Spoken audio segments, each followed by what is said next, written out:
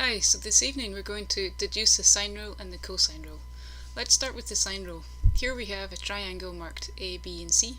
We notice that the vertex marked A has a side opposite marked A, C has side opposite side B, and so on. And this is what the sine rule says. However, when we're using the sine rule, we rarely use the whole thing, so we're just going to focus on two parts. Let's try that again. There we go. We're going to focus on just sine A over A equals sine B over B. Once we're done that, we could come back and do the same thing again for another pair, but I'm going to be satisfied with just solving one part. Okay, to do that we've got the triangle marked over here, and we've put on this additional dimension called h. It's perpendicular to the side C, and so it's the height of the triangle. I've also marked on this angle over here and this angle over here. Our procedure to prove this is going to find two different expressions for h. One calculated from the left hand, from the triangle AC to this point here, and the other calculated from the right hand right angle triangle over here from CB to here. It's two right angle triangles. Both of them can generate an expression for h that will be different. Therefore we can make those expressions equal and find out something new about our triangle. So I invite you to press pause and see if you can figure that out by yourself.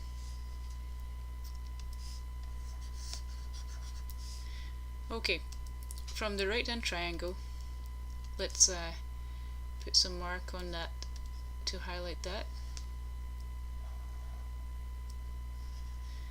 Sorry, the left hand triangle.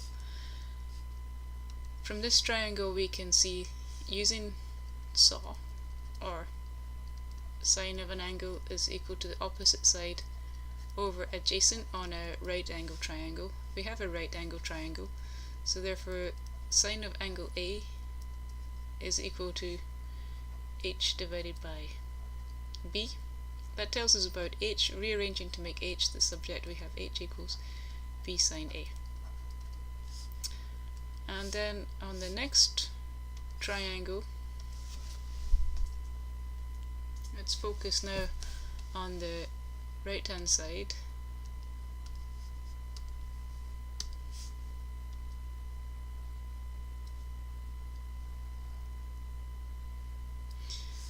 On this right angle triangle we can see that sine B is equal to opposite over opposite over hypotenuse. So we can make h the subject. We've got two results. Let's call that one result 2, and let's call this one result number 1. Now they're both about the same dimension h. H is the same part of the triangle, so these two things are representing the same quantity. So since h is equal to h, we can conclude that b sine A is equal to a sine B. And what we'll do with that expression is we'll divide both sides by AB. Let's take that expression and divide both sides by AB. And we notice that we have B on the top and B on the bottom there. We have A on the top and A on the bottom there. So those two things cancel, and so we're left with sine A over A equals sine B over B.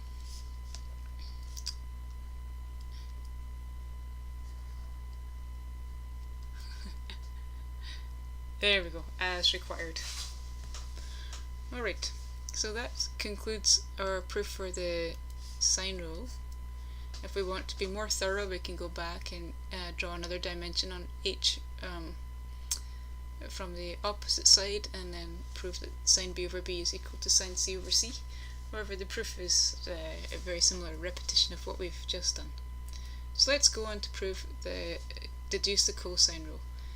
We begin with the same triangle ABC. And what we've done with this triangle now is labelled it in the same way as before. We've split the bottom part of the triangle into two parts, the blue part and the yellow part. So I'm going to give this blue part a name. I'm going to call it X.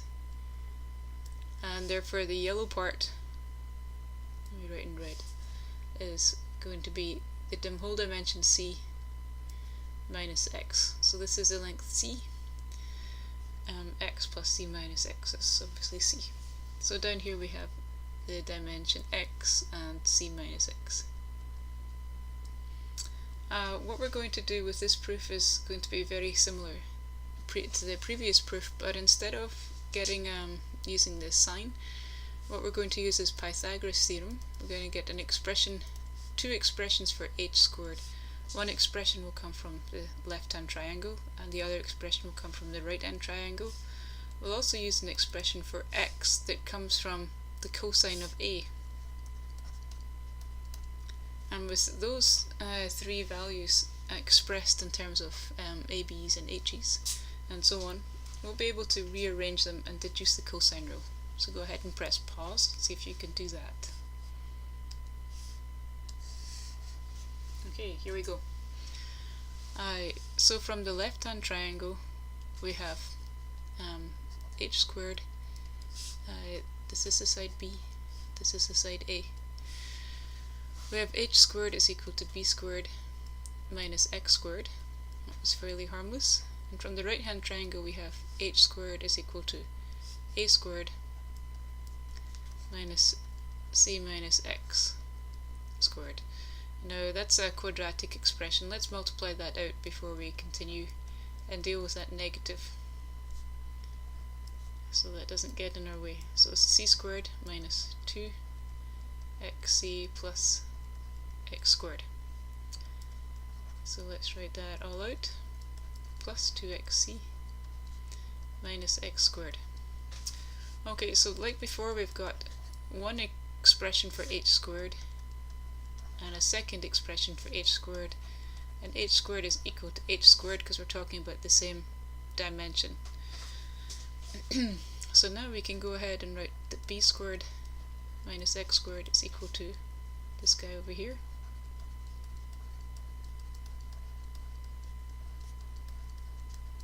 And the first thing we'll do to solve this is add x squared to both sides. So let's add x squared here, we're left with just b squared.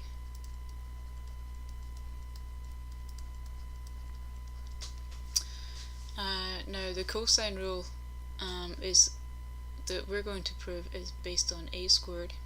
So I want to leave this guy on its own over here. So I'm going to add c squared to this side. I'm going to subtract that guy. And finally I'm going to write it with a squared on the left hand side because that's traditional. I'm a very traditional person. Okay, so now I've got an expression about the side A in terms of the side B, the side C, and X. Well, that's rather inconvenient because that's not one of the sides of the triangle. So let's figure out what we know about X. Let's do that over here. Now if I write the cosine of A using cosine of an angle is the adjacent divided by the hypotenuse, then the cosine of the angle A is equal to the adjacent side, which is x, divided by the hypotenuse. Now we can rearrange and make x the subject. So x is equal to b cos h. So let's take that value for x and put it in over here. Now we have a squared equals b squared plus c squared minus 2 times c times x, where x is b cosine of a. And of course it doesn't matter which way around you write c times b or b times c, that's the same quantity. So just to write it in the form which we're used to reading it, a squared plus c squared minus 2bc cosine of a.